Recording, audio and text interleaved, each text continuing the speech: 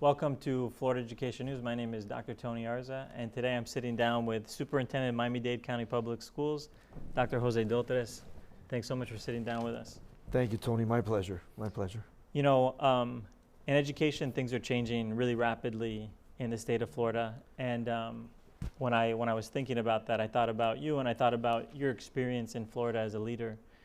And I think that what everyone in education is looking for is someone that can lead public education into the future. And sometimes innovation isn't where you start with that. Sometimes it's looking back and seeing everything that's happened.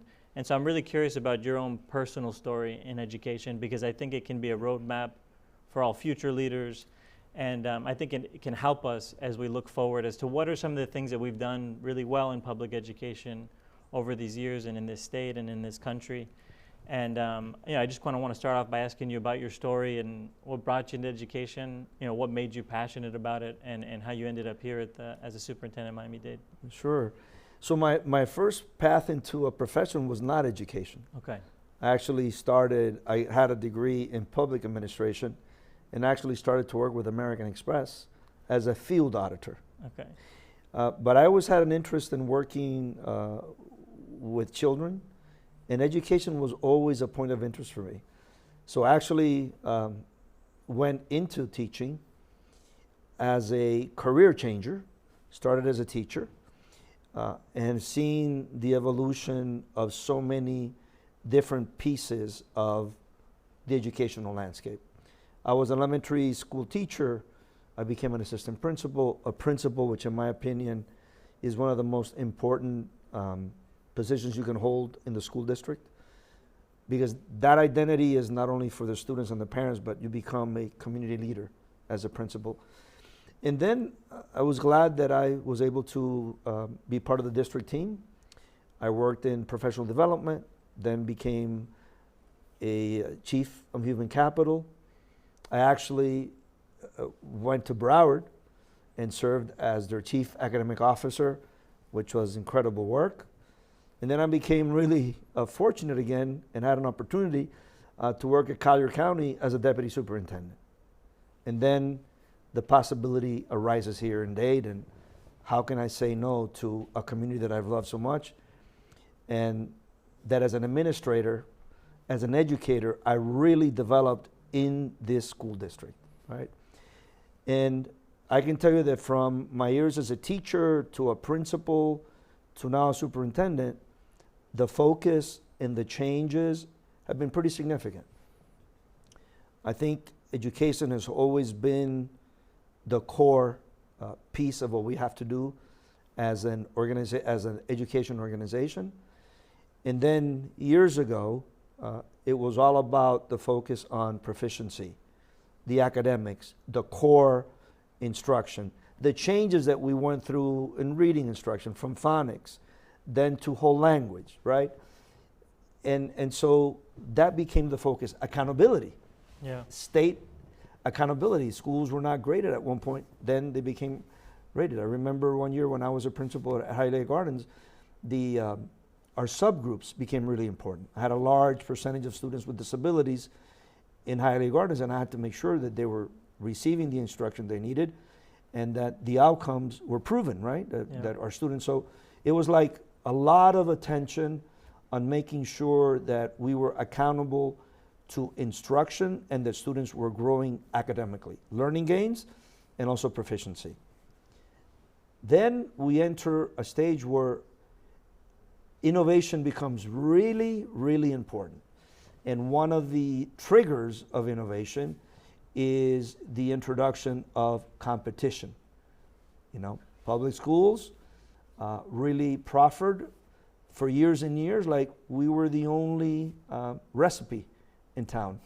The introduction of charter schools makes it a world where we have to now compete. I always saw the competition as a good thing, and so we wanted to make sure that we provided programs that were innovative enough that students and parents would be attracted to. And so the world of innovation comes in, the world of greater accountability with schools, right? A huge pressure on at least for Miami-Dade County, we had to become an A-rated school district. We made it, and now we've been 6 years consecutive as a high-performing school district, with currently a graduation rate of 95.1%, the highest ever. But so as all of these pieces, academics, graduation rates, become important, then I see then there's a gradual shift into the world of let's start making sure that we have choices for students that are driven by industry need. So this entire landscape of career technical education, both at the K-12 environment, but also post-secondary, becomes really important. So I start as a superintendent, and I try to really begin implementing strategies that would amplify all these different pathways for students. Remember, there was a time that we were all college ready, college ready, college ready. And then as we begin to explore that a little bit, we realized that we were missing out on students. Workforce. That for whatever reason, college was not their next step. And so we have to begin to develop pathways that were more industry, career, technical related, not vocational, because these are high paying jobs. And we had to begin putting that into motion. So those are the pieces academically that I think have shifted the landscape. But then around in 22, the landscape changed quite differently in terms of the narrative or the conversations that were occurring nationally, right? And so those political conversations became an area that we had to navigate very carefully.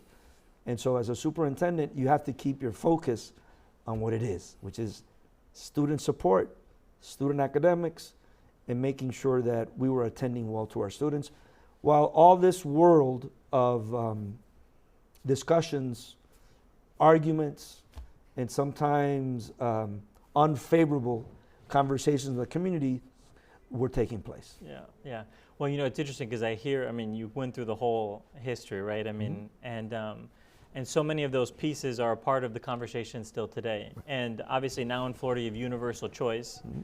And that universal choice, ironically, has actually brought back some of the early questions, like should there be accountability? And to what extent should there be accountability? And should people be accountable when they have taxpayer dollars? And those questions are coming back. And because you lived the transition, you were a teacher before there was accountability. You were part of those conversations, and Governor Bush and also my dad when he served, right? There were people that didn't want the accountability, and you were part of those conversations. You saw that. I'm just curious, how do you see that conversation evolving? Because now it seems like that's coming back. There are people that say we should just deregulate all public education, that there should be no accountability or less accountability, maybe changing the grading system. I'm just curious your thoughts about how you see some of these ideas recycle, right? You mentioned even just in phonics and how kids learn to read, there have been shiny objects that people have said, oh, let's do this. This is the magic bullet. And people chase it, but something stays constant. And I'm curious your perspective, because you've lived all those, this is it, this is going to solve education. And it seems like sometimes it becomes like a false narrative that like nothing really can substitute for a quality teacher, for a community where parents are engaged. So I'm curious your perspective on where you see the conversation going next, because you've kind of outlined where we've been. What's next? What do we need to be focusing on as leaders in education? What are you trying to focus on? Sure, and you hit a very important topic. Be careful with like the magic bullet. There is no such a magic bullet. And as a superintendent or as a school district or as a principal, you can hop on to different initiatives. You have to stay grounded in what really works and what really is true. And one of the areas right now is reading, right? What you label it. It was labeled whole language, it was labeled phonics, science of reading. In the world of literacy, foundational skills are basic. And you have to have strong reading literacy teachers that are delivering the instruction. So what I've seen is there will always need to be accountability. And I think our parents in our communities are expecting more and more academic growth from our students, right? We have here in Miami, the state has levels 3 or above that are above grade level and proficiency. So that number of the number of students that we have proficient that are grading above grade level has to be an important target. You have to have accountability that your students are growing, that you're measuring their growth, and that you're teaching quality teaching in order to get that. Third grade reading is one of the most important gatekeepers. And we do not keep our eyes off of third grade reading. If you get a child to read successfully, read at grade level for third grade, you can pretty much say that their future academic trajectory will be much, much better than one that doesn't. So I think accountability needs to remain. Accountability not in general, but also continuing looking at the subgroups. Students with disabilities, how are they moving? Students that are free or reduced lunch, right? Low socioeconomic, how are they moving? Students, African American students, how are they moving? What is their trajectory of on grade level performance? Students that are English language learners, all of those keys that were brought in when I was a principal, at the very onset of my principalship, those elements are valid, and those elements have to continue, in my opinion, as we move forward. But in my opinion, the accountability should be expanded, not only to traditional schools and charter schools, but we need to go beyond, because if we do have a voucher system that provides options for parents and multiple entities are receiving state dollars, I think accountability should follow. I honestly think so, at least in these core academic areas. So there is a sense of how are the students in our community are doing, right? Not that they're doing here, not they're doing that. I think it brings consensus into what we can do as a community. I think one of the future aspects of public education or education in general, if we have these different entities, right, providing educational choice and options and programs, it's important that we come together and we understand that it's competition. Let's do it well. You can sit on the word choice, but choice is not sufficient. You have to provide quality choice programs, right? Quality charter schools, quality private schools. Yeah. Because at the end of the day, it's one community of children that we have to grow, and they will impact our community. So I think in having those collaborations and having the ability to connect with them and find common ground, to me is really important. To me, it's the future. If you as a leader in this world are going to think that you're going to stay in your environment and not reach out and connect with all these other providers, I don't think you're being, at least in Florida, I don't know where you're going to go with that. Yeah. You have a responsibility to take those additional steps. And so that's a little bit the landscape. Yeah, it's the landscape. I think one of the things that people are, one of the concerns I think that parents have and that schools and operators have is that when you start having the quality conversation, and we all want quality schools for our kids, I think what people are concerned about is that quality, when you create one standard measure, schools tend to look more or less the same. And I'm just curious what you would say to people who say, well, when you have one standard measure framework that everyone has to meet, and that's what they end up focusing on, and I think one of the concerns that people have is, well, what if I have a different vision of what education is for, or what the goal of education is? You have the return of classical education, which is saying, some of the core tenets of what we're trying to do when we're educating is form moral human beings, well-formed citizens, people who are driven by some sense of what is the good, what's good for the community. Those aren't necessarily things you can measure, right? How do you measure whether a kid is virtuous? So I'm just curious, how can we ensure that there's quality control, right? Making sure that these are good schools, quality operators, and at the same time allow space for diversity. How do you see those things going together? what have we learned from, I mean, already it seems like there already is some diversity in education already, but, charter schools, traditional public schools, do they really look that different on what's happening in the classrooms? I'm just curious your perspective. So to me, it's an accountability system, and we have to be able to determine what the right accountability system is. You mentioned classical education. We have one. Yeah. And what's wonderful about it is you can integrate all these different components typical of a classical education, but you don't lose focus on the proficiency or grade level performance that those students should be reflecting on reading, math, and science. Yeah. And you can add all type of other elements into your curriculum. One does not or should not substitute for another. Yeah. Right? And so I don't see any contradiction whatsoever. I believe you have to have an accountability measure, again, to establish where students are in maybe the core areas of education, right? You can't do it without literacy indicators. Mathematics is becoming more and more important in the future. Yeah. We have to get away from this. I'm not good in math. You can't go there anymore. Yeah, exactly. Students can't feel that everybody has to be, good in math because of what the future holds.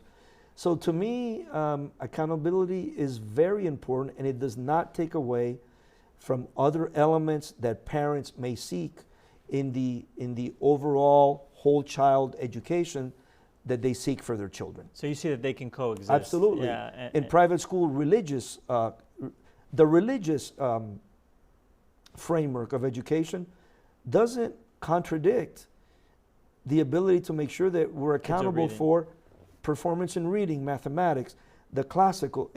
It's just there is a basic piece of measure to understand how students are doing, how to understand the rate of learning that they're having, and you can surround that by a host of other ideas that just complement the academic core of what I'm describing. Yeah, no, and I think that everyone believes there needs to be some kind of measure. Mm-hmm. How do we hold those things together? And the conversation is going in that direction. I want to go back to something we brought up earlier about the magic bullet conversation, mm-hmm. and a lot of people expect from their leaders to solve the problems that they're feeling and experiencing. And as a leader, I'm sure you suffer through that because, look, if you could solve every problem for the people in this community, I'm sure you would. But the temptation is to promise these solutions, and I think that those promises have created a lot of distrust in our institutions, and I'm sure you experience it every day.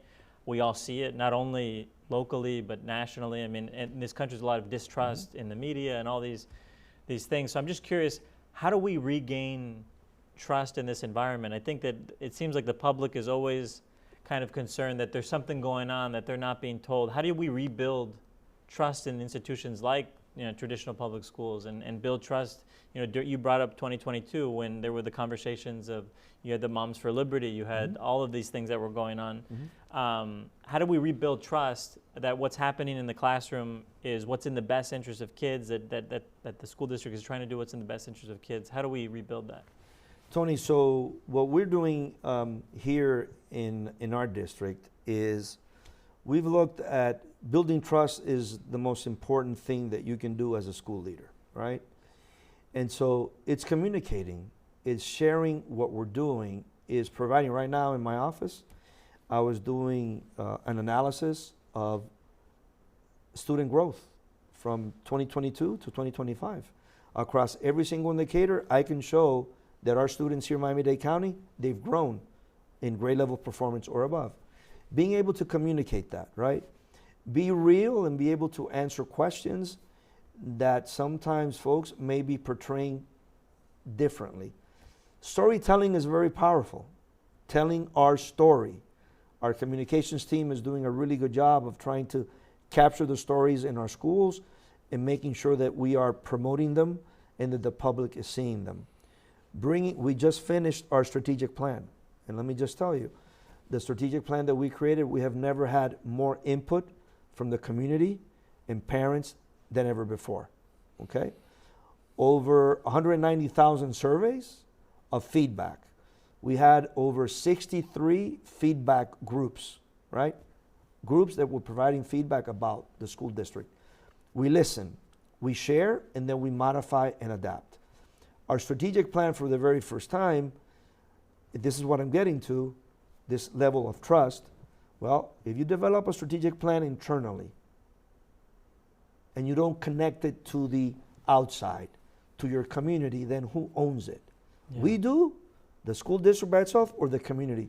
So we've done, I think, an incredible job of making sure that our strategic plan was done in conjunction with other community partners. We had 3 or 4 universities, and we had community-based organizations also participating. So this link, us linking more and more to the external community and seeing industry partners that we used to call industry partners, I don't call them industry partners. If we see them more as co-educators of our students, okay, we become more and more valuable and relevant for the community. And once that is established, trust begins to happen. When you have community-based organizations that see from us an ability that we want to collaborate, we want to bring you in, we want to share, we want to connect, it's really important. Why are community-based organizations important? Philanthropists important? Do you know the amount of additional support they provide to our schools? It's phenomenal. Things that we as a school district may not be able to provide, through these organizations we can do incredible work, whether it's mentoring, internships, additional music programs. So this connectivity is needed as we move forward. School districts cannot remain in an isolated K-12 box. They have to bring the community in. And I think that connection will grow a sense of not only trust, but, you know, one of the things is, I always say, you know, does our community know what an incredible urban school district they have in their backyard? Do they? Many don't. But some do. What do we do to communicate that? And that's what becomes, to me, this connection, to me, this collaboration, as hard as it may be, this ability to open up and have conversations and explore many different models is really important. 2 of our buildings right now. We're going to have 2 Jewish schools be in 2 of our buildings. Oh, They're wow. leasing space. We're also opening the doors for private pre-K providers to lease space in our buildings. What does that do? Automatically, a private provider that might have been not in one of these schools, they'll have immediate access to a great playground, immediate access to a police officer that's watching the building. We want those type of collaborations. We have to open up and we have to make greater connections. No, and I mean, I think that that's incredible, and there's so many interesting things that you brought up there. I'm interested in going back really quickly, because you started off as a teacher, and you said something that I think is interesting, because as a former teacher and as a professor over at New College, what I see is that a teacher, right, in order to teach your students, you need them to be involved, right? It can't just be this one way communicating this way, right? But it's also, you know, you communicate things to them, but you also want them, what do you see? What do the kids see? And it seems like you've incorporated some of that into your vision of a strategic plan, because it's not just like you're in a classroom talking and then you're like, this is what we're going to do. And then the kids are like, and then you ask a question, they're like deer in the headlights. But I'm just curious, how does your experience as a teacher shape the way you lead? You know, because it seems like leadership in a classroom is really not that much different, or even as a principal, you said before, but maybe starting off as a teacher. What did you learn as a teacher? You know, I mean, you know, when you go back and you think about your experience, what is it that you learned about how to lead, you know, children towards the truth? How to make sure that you know that they're learning, right? The care that you have for a student learning. I'm just curious how being a teacher shaped you. Sure. So to me as a teacher, and I still keep it with me, as a teacher, I always had to make sure that I understood that the students that were sitting in front of me were not fixed in time. I might have been working with 7-year-olds, but these were adults in the making. So I never saw them as just fixed first graders. I always thought about them as what's next. And so, and I still carry this piece in me. We have to recognize that sometimes students it is not visible the potential that they have. And one of our responsibilities is to make sure that we are optimizing any learning opportunity to optimize the potential that children have. And that is about making sure that the adult mindset is there in place. That has always been very important to me. And everywhere I go, that's why to me students with disabilities are very important. Not because of their disabilities, but for us to make sure that we understand that the ability that they have is much more than sometimes what we see. And I learned that as a principal. Coming into a school, never worked with the environment of students with autism. I was very hesitant. I tried to help them. And one teacher told me, Dr. Dotres, don't help them that much. Expect more from them. And I'll tell you, Tony, those are things that you learn that are really important because you have to help students grow, right? And that is really, really important. And that's why, to me, that has been one tenet that I want to have carried as a principal, as a teacher, as a region superintendent, as a chief, no matter where I go. And then the other one is important is we want to make sure that students are engaged and students are participating, no matter how much they can participate in. And so the student engagement in a classroom is incredibly important. Having students disconnected will not benefit the child. And I think teachers and building administrators, as they walk their buildings, as teachers teach, the engagement and the participation of students is really important. We think the school day is lengthy. No, it's not. With all the different activities, you have to have students engaged. And so that's why we work a lot to make sure that student engagement is part of our teacher evaluation system. But now to your point, right? The whole child, the whole student. And you mentioned the strategic plan. It's interesting. You're a smart man. So from our strategic plan, we have developed, and I'm super proud of what we're about ready to do, we have developed what we call a portrait of a graduate. And the portrait of a graduate incorporates what are the attributes that we want our graduates to have while they're in high school and as they graduate. 5 attributes. I hope I remember them all. We want to help students become collaborators because the world of tomorrow will require it. We want learners to be resilient. A graduate that's a resilient learner. We must have graduates that are adaptive. The world that's coming up is changing day by day, okay? They must be problem solver, right? They don't just get stuck. How do we solve a problem? And then the last one that I'm extremely happy that we incorporated, by the way, we did this portrait of a graduate with all of this input, okay? Get ready for the last one. We want them to be community champions. What does that mean? You're going to be a valuable member of your community. You're going to do things to make your community better. Your home, your community. So these are the 5 attributes of our graduates that in about a week or so, we're going to, and by the way, that portrait is not only for the school district to know, we want to make sure that the community knows that these are the attributes that we want to build in our students. No, and I think that the approach that you guys have taken is the right approach of trying to make sure people are having a real conversation, real input, right? A lot of times people feel like those things are just going through the motions to appease people. But I think one of the things that I hear in what you say and I realize as we have this conversation is that I think right now there's really, in our country and in education, there's a crisis of leadership, right? Of what it means to be a leader. Because right now it seems like either you have a leader that imposes their vision of things, but you didn't do that as a leader in Miami-Dade. You didn't come in and say, this is what I think every kid needs. And obviously you always want, you need a leader with vision, and it's always this balance. But at the same time, it seems like what you describe is a little bit more like a shepherd or a gardener that cultivates. Like when you were speaking about the kids and you said it's about realizing their potential because they have it. And sometimes the risk of leadership is you have to give them space to fail. And I'm just curious of your perspective on what do you think that this approach to leadership that gives more space for failure. Let's let the community risk on what do we think the future of education should be? What do we think it should look like? You know, how have you guys tried to incorporate that risk into what you're doing?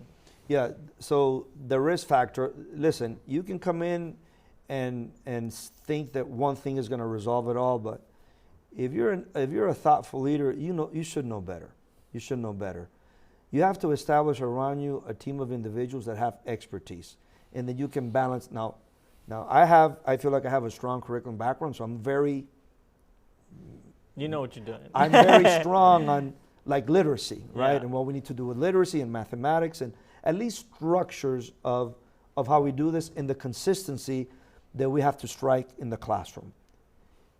But you have to listen to individuals that have experience that broaden the different opportunities that are available in the different elements that you have to put in place. So it's interesting you talk about failure, right? If we do not recognize or let students know that you learn from failure, then you're going to box them in and they're going to be afraid of taking risks and taking challenges, okay? I just met with a group of 10 students that are either homeless or they are on unstable housing situations. Every single one of these students, they will tell you how they felt they failed, but overcoming those failures are now, in their senior year, they're headed to prestigious universities. So you have to strike a balance and make sure that students, if they fail, if they don't do well, they move on. It's only a mistake, pick up and move on. It's like an adult. Yeah. If you fail and you stay there, you will not grow. So it's attending to this aspect of encouraging children to take risks, to learn, our teachers as well, right? We as an institution, taking these leaps into programs that we may not be used to, right? Classical academy, classical school. If we have a charter school in our community that's one of the most highest performing schools in the neighborhood, why can't we do the same thing? Yeah. Why can't we provide that, right? And one of our board members, our vice chair, she brought it to the board. And here we are, we have a classical academy. So we have to take risks as long as we analyze it and we realize that there's potential. And tomorrow requires more and more of that thinking. Yeah, and one of the interesting things is that with the school choice environment, mm-hmm. and all the risk that comes with that, right? Especially now that you have the scholarships. Mm-hmm. Parents are exercising their right mm-hmm. to choose, and that's impacting districts across the state. I'm just curious, when it comes to the choice conversation and parents making these decisions, how do you see the choice playing into this? Because, right, the accountability thing kind of has to do with this risk thing, because right now we're taking a risk on parents. Mm-hmm. And the state would argue, and I believe our governor would argue, that we're risking on parents to say, I believe a parent knows what's best for a kid. And obviously, we want to balance those things. But, at the end of the day, I think the state's trying to take a risk on a parent the same way you take a risk on a teacher. You can't be in every single classroom, and the school board members can't be in every single classroom. And how can we as adults, among ourselves, begin to trust each other more? Because it seems like we always introduce some kind of, we're going to put AI in this classroom to monitor, to make sure that teaching, right? I mean, like, at what point do we stop and we say, what are we doing to each other? Because it seems like even with AI, trying to monitor what everyone's doing and make sure everyone's efficient, and I get it, we want to make sure that things are efficient, but what are we willing to trade in exchange for that? Because it seems like, you could imagine someone proposing, hey, let's put AI in every classroom to make sure teachers are teaching. And, you might end up with better results, but what would we have done to the human factor? I'm just curious, because that risk point that you bring up, mm-hmm. it seems like you kind of get to the core of what education is, which is, we're here to raise human beings and educate human beings to be humans. Right. And to be human isn't to be perfect. So I'm curious your thoughts about that. Right. So I don't know whether to enter the AI component first or the choice. Yeah. The choice. So of course, we're always concerned. See, this takes me to my first point. If in this community or any community, we see us collaborating or together understanding that we have to lift the academic programs for our students, then you would have parents that can navigate easily and they would have a trust. Can we have trust in the schools in Miami, no matter who they are? What do we do as a group to make sure that we're lifting the standard? Because one school can lift another one, right?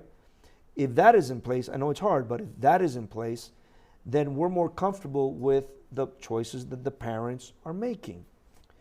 I have to tell you that with the voucher system, what we've done as a school system, I believe there's a lot of resources that we have that many schools do not have, charter, private, micro.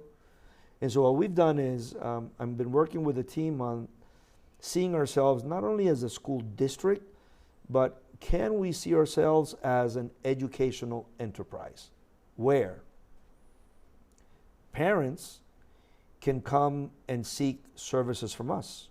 Student that is being homeschooled wants to participate in a particular chemistry class that cannot be come, you can participate in the class and you can use your voucher for that service. Professional development that we offer. Listen, Tony, the services that we offer for students with disabilities, I don't think anyone can provide them. We want to make them available for parents, and vouchers can be used for all these services that we provide. But again, it is not only about choice, it's about quality choice. So when you provide programs in schools, you have to see what they're rendering for student outcomes, because it's really, really important. If you don't, then you're not really trying to minimize or buffer the potential error or the potential miscalculation that a parent may do in selecting a school. Yeah, and it could lead to more distrust. Absolutely. So it's building this trust and being open, about what we're doing, about the choices. One thing that we've done in the school district because of this concern is we've amplified our parental engagement component in our school district. We are now bringing parent involvement this high because I believe very strongly in you can no longer speak just about the student without speaking about their family. Yeah. Right? So when you attend to the needs of a student and you build them academically and mentally and physically, parents are right there with these students. So you cannot, I'm to the point that every time I speak to about a student, I have to speak about a family.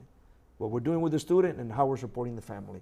How we're educating them, how are we informing them. What about the development of the family, of them themselves? They can be part of our adult education center, of our technical schools. So it's attending to that nucleus that will build trust. And in my opinion, I'm going to tell you a big, to me this is huge, right? Listen, at the end of the day, they tell you, we're in the business of educating kids. Easy to respond to that. But if you really look at us, we're in the building about relationships. Our business is about relationships, okay? Teachers building solid relationships with their students, and their students will grow even more, okay?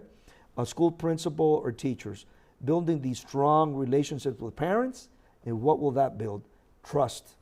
You build those relationships, I'm not going to worry that our students are going to leave us. It's that basic level of relationship building that ends up in the trust factor. I did it as a principal. That will help us keep our enrollment in place. And we've been working a lot with principals on the idea of school culture. But school culture can be a little bit too broad. When you look at it, the only thing that really develops trust is the type of relationships that you build. If I as a school district don't build solid relationships with my industries, with my community partners, then what? But if they're strong, they're going to trust us. They're going to communicate it to others. So that is a success, I believe, of anything moving forward. I can invent 1,000 programs, 1,000 choices, but let's face it. At the end of the day, we have to build strong relationships. That's what we're all about. Yeah, we're as good as the people on the ground, like as good as the teachers we Absolutely. have. Yeah, And the relationships that they they build. build. And the quality of teachers and teaching that we provide, and the quality of these learning environments that have to be strong for student success, academic growth, and that they feel valued where they're at. Yeah, no, I mean, and there's so many different things we could continue the conversation probably And forever, but I'm very lengthy in my I responses. love the conversation. I think the last question I kind of want to ask is, we're at a critical time in education, in public education in particular. A lot of questions are coming up, and it seems like we could take any number of directions. The state is considering a lot of different options. In Miami-Dade, there's conversations of the next leader and things like that. I'm just curious, what do you think in education in general, what kind of a leader does the future of K-12 education need? What are some of the things that you've learned in your experience that you learn on the job, right? I imagine it's not easy to build relationships with all the constituents that are here in Miami-Dade County, and I'm sure that's a painful thing because I'm sure you'd love to be able to have time to sit down with everybody. But what do you hope for, and what do you think that Miami-Dade County should expect from future leaders in education? So there are, I guess I'm going to bring it down to, in my opinion, like if I were to remain with the new leader that's coming in here, I mean, I'm retiring, but Yeah. I think there are 3 or 4 components that become really important. Let's talk about the more simple ones, right? There has to be a huge attention of amplifying your early childhood programs, okay? We're doing it via 2 mechanisms, but that has to be really attended to. The expansion of early childhood has not gotten to the point where it should be. And we cannot continue to expect funding. We need to do it. We need to create fee-based programs. We need to partner up with private providers. That entire world has to grow, because if we get our students early in, by 3rd grade they will be reading, okay? I can tell you from Miami-Dade, 100% of our schools were, with a class evaluation that they did, we have 100% of each and every one of our schools with that class evaluation on all of our pre-K programs. 88% of those schools are considered distinguished. Wow. Okay? And so that pre-K foundational structure becomes really important. Now you go to the other side of the spectrum. To me, school districts and schools that will become successful are the ones that provide the multiple pathways for students. We want to prepare all of our students to be college ready, but we also have to be ready to provide additional pathways for students that may be more technically involved. There's a mindset now of students that they want to own their own businesses, right? And so to me, this concept that we've been building little by little, and we're in a good place, is industry connected learning. You must connect the learning that's occurring in our schools to industries that are local and focused on strong career paths that are available. You can no longer think about a diploma as you're leaving with a diploma credential. No. You must leave with a diploma plus. What does that mean? You leave high school with advanced placement courses, dual enrollment courses, industry certifications that you've been able to take during high school. You've participated in internships. You've participated in mentorships. All of these components should add value to who you are as a graduate. And for me, connecting and making sure that our curriculum and our programs are, many of them in our academies, are solidly backed by industry locally here, will add relevance to the school district, and I think the community will see where the pipeline of talent can easily come with. We're doing pre-apprentice programs in high schools. We're doing apprenticeship programs in high schools, and we have over 55 already in our career and technical education colleges. So Those are two academic pieces that to me are incredibly valuable. Now, let's go into two other arenas. The other arena is, like you said, well, you wish you would be able to meet with a lot of, guess what? We can do it. If you build a structure around the fact that we have to have communication and collaboration with industry partners, with community partners, with philanthropists, with government entities, once you put that into place, and I did it just 2 years ago with a great leader, and that's what our responsibility is to bring all these connections, then that is something that any leader in the future should be doing. If you do not become relevant to your community and you're not there with them, then students are, you can do so much more for students when you make those connections, and then you're part of the community. We're not the only educators. We can become co-educators of our students in this community. Collectively, we embrace them. Collectively, we own the learning that should occur.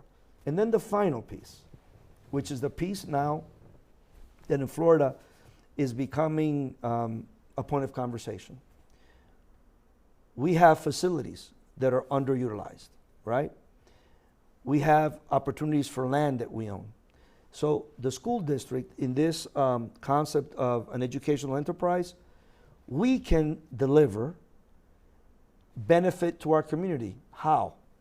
We can have facilities that are underutilized because we're in the process of right-sizing the school district, right? It's an obvious piece. And I'm happy to do it. We have to do it. But in that right-sizing, what benefit are we going to create? Well, we can create multiple benefits. We can create benefits by partnering with developers, municipalities to create workforce housing opportunities that will benefit the retrofitting or enhancing schools in the neighborhood, right? With those funds, you can reconstruct, modernize, redesign schools. With some of the facilities that we have, we can also then become partners with the county that they may need space for parks, green space, right? And so that is the part that we're trying to create a business model within our school district that provides that whole different area that we have entered into. In Miami-Dade, we have about 21 projects that will be coming to the board precisely for that. What are we doing with facilities, with parcels of land that will benefit? They have to be an educational benefit from the partnership, and also that it can be a community benefit for the community. So those, I think, those are the 4 areas that I think leaders should pay attention to. Early childhood, industry-connected learning, the strong partnership building that is required, and don't call them partnership, you better see them as co-educators. And then finally, this the ability for us to make our facilities that are available into useful property to create workforce housing and other types of facilities and opportunities for the community. Well, you know, and I want to commend you on, I mean, so many different things. First, I want to thank you for your service, I mean, as a teacher to this community, and everything you've done. And then also, you know, I think that a few of the key things that I think are really illuminating from what you shared, I mean, conversations I've had with other superintendents, something you brought up about, you know, everyone being a co-educator, you know, we all have a role to play in educating our kids. I also think it's really fascinating that, you know, instead of looking at just the child as an isolated individual, seeing them as they have a family and their relationships and relationships around the child that you want to build. And then also, I want to commend you on, you know, leasing space to the Jewish schools. And I think that is really the future of, and if traditional public schools don't begin to do something like that and collaborate with other educators and treat the private providers, and then that way, you know, you can, the accountability can actually happen that way. Because if you start holding accountable, well, who are we going to lease space to? That's it. And what are the standards that we're going to hold? So it's very exciting stuff that you're doing here. So thanks for taking the time, for sitting down with us. Thank you, Tony. It's always a pleasure. Always good. Always a pleasure.